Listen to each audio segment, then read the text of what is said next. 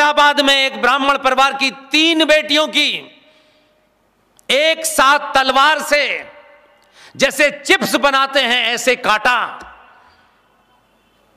कितने ब्राह्मणों ने खड़े होकर के उसके लिए कुछ बोला।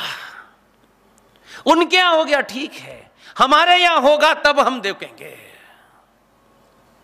कौन बोला? इस देश में अजब का कानून बनाया हुआ है। कुछ कानून संविधान में है, कुछ संबंध में है, और कुछ हम डरपोक लोगों ने मान लिए हैं जो है नहीं। इसलिए नबी की शान में अगर कुछ कह दिया तो यह गुस्ताखी है, तो आपका सर तन से जुदा होगा।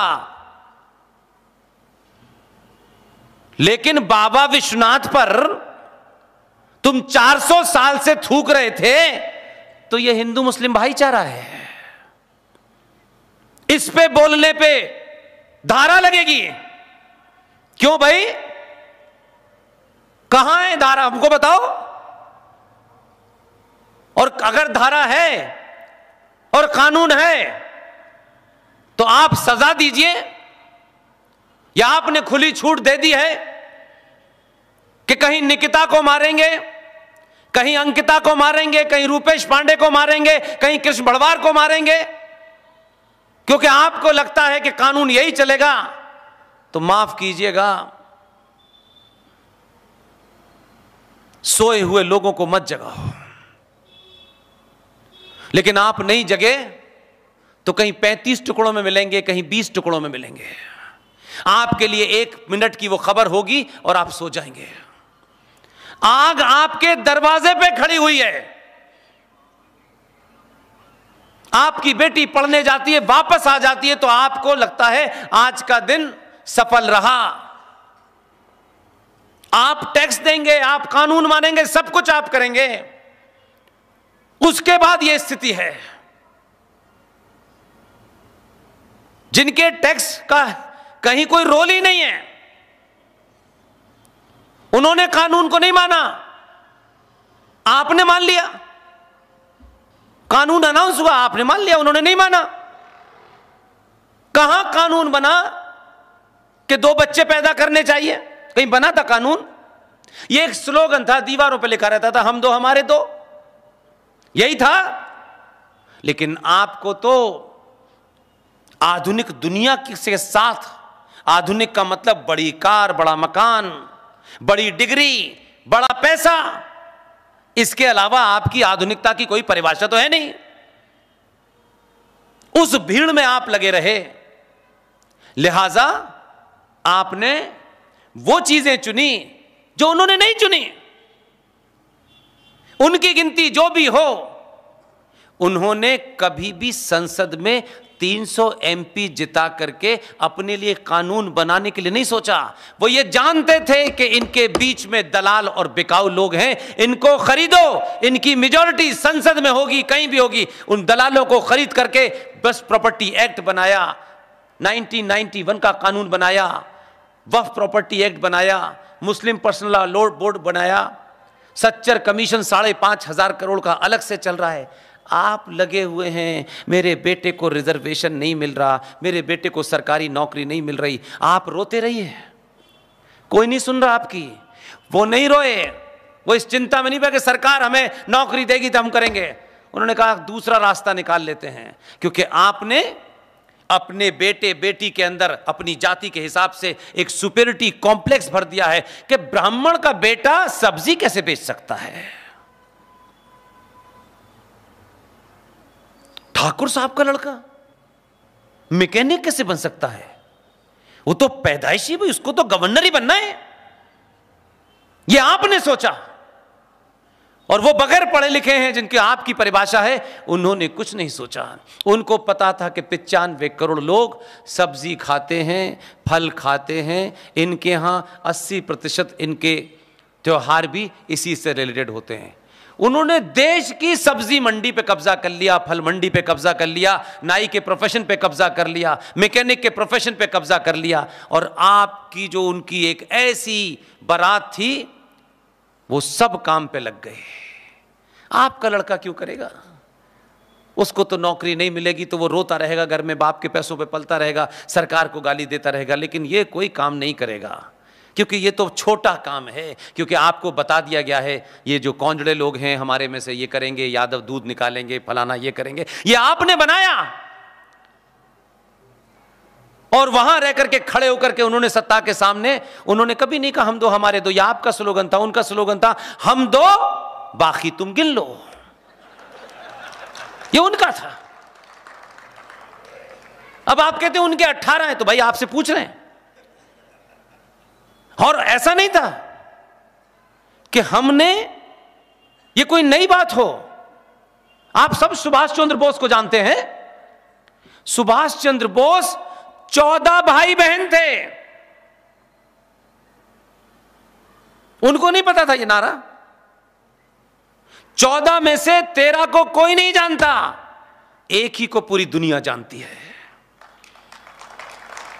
और कोई घर की हालत बहुत अच्छी नहीं थी, तब भी 14 में से एक सुभाष पैदा हुआ। और उस सुभाष के खिलाफ इतने षड्यंत्र हुए, लेकिन फिर भी न कोई उसकी जाति को जानता है, न कोई सी पार्टी को जानता है, हजारों लोग विरोध हैं। इसलिए ये प्रेरणा देती हैं, सावरकर प्रेरणा देते हैं, सुभाष प्रेरणा देते हैं कि आपके अपने समय में जो आपके कंटेम्परेरी थे वो आपको दफन तो कर सकते हैं, छुपा तो सकते हैं, आपकी हस्ती को मिटा तो सकते हैं, लेकिन एक ना एक दिन समय आता है और सच पूरी ताकत से बाहर निकलता है। और जब सच बाहर निकलता है तो सुभाष चंद्र बोस, जिन्हें 1945 के अंदर यह कहा गया एक प्लेन क्रैश में मारे गए, हमारा एक युवा साथी, बेहतरीन इंसान, उसने पूरा कैरियर छोड़ करके दांव पे लगा दिया। बहुत अच्छी तनख्वाह थी उसकी, जर्नलिस्ट है, सब छोड़ दिया। उसको ये सनक सवार हो गई, मुझे यही कर। एक आदमी की, कोई ऐसा नहीं 50 साल का, 30-35 साल का लड़का, अच्छी नौकरी छोड़ दी उसने, मुझे यही करना है, और उसने करके दिखा दिया। चिल्ला चिल्ला के कहा सत्ता के सामने कि सुभाष 1945 में नहीं मरे, अगर मरे हैं तो सरकारी रिकॉर्ड के अंदर 1958 तक उनके घर की जासूसी क्यों हो रही थी। जिस दुनिया में कहीं 10 मिनट के लिए भी अगर सुभाष चंद्र बोस गए हो, उस लड़के ने उस देश में जाकर के उनके वो कागजात, वो स्टोरी वहां से लाया। उस लड़के को जानते हैं आप, क्या नाम है? आप अगर जान जाएं और अपनी बातचीत में कभी उसका जिक्र करें तो, क्योंकि इसका प्रभाव मुझ पे पड़ता है इसलिए मैं कह रहा हूं ये बात, तो उसको ये खुशी होगी। वो कलकत्ता में है इस वक्त, लगातार सीरीज चला रहा है। उसे पता चलेगा कि उज्जैन में रात के 11 बजे भी उसका जिक्र हो रहा था, उसका सीना चौड़ा हो जाएगा। अनुज धर ने कुछ नहीं कहा, कहा कि ये जो क्लासिफाइड कागज हैं, जिसे गुप्त रखा गया है भारत सरकार ने, उसने सारी ताकत दी, किसी सरकार के पास नहीं गया, नेता नहीं बना, इससे जाओ, उसे किसी से नहीं बोला, अपनी बात कहता रहा। जो उसका काम था उसने करके रिसर्च सौंप दी। उसने कहा कि मैं सिर्फ देश की सत्ता से एक ही बात कहना चाहता हूं कि इन कागजों को सार्वजनिक कर दीजिए, बस। इतनी आवाज लगाई कि गुजरात वाले ने बुला लिया उनको और कहा कि जाएं बस आप। और एक दिन कागज सारे सार्वजनिक हो गए। उन सार्वजनिक कागजों में से जो बाहर जिन निकला, उसका असर ये हुआ कि हम तमाम सारे लोगों ने खड़े होकर के ये मांग की, और हम मांग करते उससे पहले एक बड़ी घटना इस देश में घटी। ऐसी घटनाओं को सनातन ये नहीं देखता, ये घटनाएं हमारे इतिहास के मील के पत्थर साबित होंगे। उस अनुज धर ने, जीडी बख्शी ने, कर्नल आर सिंह साहब ने, हम सब ने मिलकर एक मुहिम चलाई कि किसी भी तरीके से 21 अक्टूबर 1943 एक वो आदमी जिसके साथ कोई नहीं था, चाटुकारों ने 39 में अंग्रेजों के कहने से माध्यम, जो हमारे पिताजी थे जबरदस्ती के, वो गए, उससे इस्तीफा मांग लिया। कांग्रेस पार्टी का अध्यक्ष चुना गया, उन्होंने इस्तीफा मांगा, उनका ये ले लीजिए इस्तीफा। इस्तीफे कांग्रेस पार्टी के अध्यक्ष मेरे लिए कोई बहुत बड़ी चीज नहीं है, चले गए। एक सेना बनाई, 21 अक्टूबर 1943 को भारत की आजादी की घोषणा की। आपको ताज्जुब होगा और हमें अपने ऊपर थोड़ा शर्म भी आएगी कि हम कैसे डरपोक लोग थे यार, या कितने बड़े लालची लोग थे। उसने सिर्फ घोषणा की 21 अक्टूबर 1943 को, ब्रिटिश इंडिया के साम्राज्य की चूलें हिल गईं। दुनिया के 9 देश, जिसमें जापान, फ्रांस, जर्मनी जैसे देशों ने भारत की आजादी को मान्यता दी। हम उस बहादुर के साथ नहीं खड़े हुए, हमने उसकी मांग नहीं की। लेकिन जरा तुलनात्मक अध्ययन करें और फिर अपना तय करें कि हम किस फाले में खड़े हैं। 1946 की 7 ऐसी घटनाएं हैं जिन्हें क्रमवार अगर आप सुन लें तो आपको लगेगा कि हम कोई आज नहीं लूटा है, हम तो लूट ही रहे हैं। 1946 की उन 6 घटनाओं को सुन लें तब आपको पता चलेगा कि 21 अक्टूबर 1943 वाले का हमने अगर साथ दिया होता तो आज हमारी ये दुर्गति नहीं होती। 1946, जनवरी 1946 के अंदर ये जो आपको लगता है कि ये भारत आजाद हो गया है, ये हमारा संविधान है, ये किस गलतफहमी के शिकार हैं आप? कहां से लाए हैं? सुना सुनाया इतिहास, सरकार सत्ता द्वारा चिन्हित किए गए इतिहासकारों ने जो लिख दिया आप उसको पढ़ रहे हैं। अभी कोई 5000 साल नहीं हुए, सारे डॉक्यूमेंट अवेलेबल है भारत के आर्काइव में। लेकिन आपको जहमत नहीं उठाना चाहते कि जरा हम जाकर के देख लें। उन्होंने बता दिया कि वो महान ज्ञानी है, उन्होंने बता दिया, उन्होंने अपनी चाटुकारिता मक्कारी के तहत आपको उतने ही बताया जिसमें उनका हित था, वो नहीं बताया। जनवरी 1946 को भारत में 15 प्रोविंशियल असेंबलीज का चुनाव हुआ।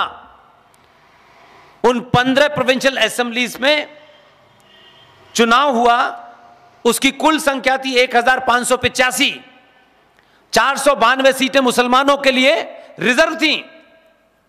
मुस्लिम लीग चुनाव लड़ रही थी पाकिस्तान लेने की मांग पर, और कांग्रेस पार्टी भारत के लिए नारा लगा रही थी। चुनाव हुआ, 492 मुसलमानों की जो सीटें रिजर्व थी उसपे से 429 सीटों पर मुस्लिम लीग के मुसलमान जीते। कुल मिलाकर के कांग्रेस पार्टी चुनाव जीत गई। जैसे ही यह रिजल्ट आया, ग्रेट ब्रिटेन के प्रधानमंत्री क्लेमेंट एटली साहब का बयान आया पब्लिकली, और उन्होंने मार्च में यह घोषणा की कि हम भारत में सत्ता का हस्तांतरण जल्दी ही करने वाले हैं। कितना ऑर्गेनाइज तरीके से खेल खेला और आपको अंदाजा ही नहीं रहा। रिजल्ट देख करके वो समझ गए कि कांग्रेस अभी है। फौरन उन्होंने सत्ता हस्तांतरण का बयान दिया मार्च में, और अप्रैल में 20 अप्रैल को यह घोषणा हुई कि कांग्रेस पार्टी का अध्यक्ष, झारखंड की राजधानी के पास एक जगह है रामगढ़, उस रामगढ़ के अधिवेशन में 1940 में, यह घटना इसलिए बताता हूं ताकि आप उसको कनेक्ट कर सकें। 23 मार्च 1940 को लाहौर के अंदर एक रेजोल्यूशन पास हुआ। मुस्लिम लीग ने रेजोल्यूशन पास किया कि पाकिस्तान बनना चाहिए। यह 23 मार्च 1940 को लाहौर में पास हुआ। जैसे ही पास हुआ, अली मोहम्मद जिन्ना ने एक स्टेटमेंट दिया कि असली मुसलमान तो हमारे साथ हैं, कांग्रेस के साथ नकली मुसलमान हैं। जो दाव जिन्ना ने खेला वो कामयाब हो गया। फौरन कांग्रेस पार्टी ने इस कुंठा से कि यार हमारे ऊपर यह दाग लग रहा है कि हमारे पास तो नकली मुसलमान हैं, रामगढ़ के सेशन में 1940 में कांग्रेस पार्टी ने मौलाना अबुल कलाम आजाद को अपना अध्यक्ष बनाया। और अध्यक्ष 2 साल के लिए बनते हैं, लेकिन वो 1946 तक रहे, क्योंकि हमको ये बताना था कि नहीं नहीं, हमारे पास वाले भी, हमारा अब्दुल भी वैसे ही है, ये बताना पड़ा इनको। 1946 में जब चुनाव की घोषणा हुई कि कांग्रेस पार्टी अपना अध्यक्ष चुने, ये सब कितना ऑर्गेनाइज चल रहा था। 20 अप्रैल को घोषणा हुई कि कांग्रेस पार्टी का अध्यक्ष चुना जाना है। कमाल है। गांधी जी का बयान आया कि देखिए मेरी पहली पसंद तो नेहरू है, जो काम अब तक गुपचुप था वो सार्वजनिक हो गया। और 27 अप्रैल को 15 प्रोविंशियल असेंबलीज ने 15 राज्यों से वोट डाल करके दिल्ली भेज दिया कि नए अध्यक्ष के चुनाव के लिए। जो लोग आज हर दूसरे दिन ये उठाते हैं ईवीएम हैक हो गई, घोटाला हो गया, वो नादान भी हैं और जो जानने वाले हैं वो बताते नहीं हैं। ईवीएम का घोटाला 1946 में ही हो गया था।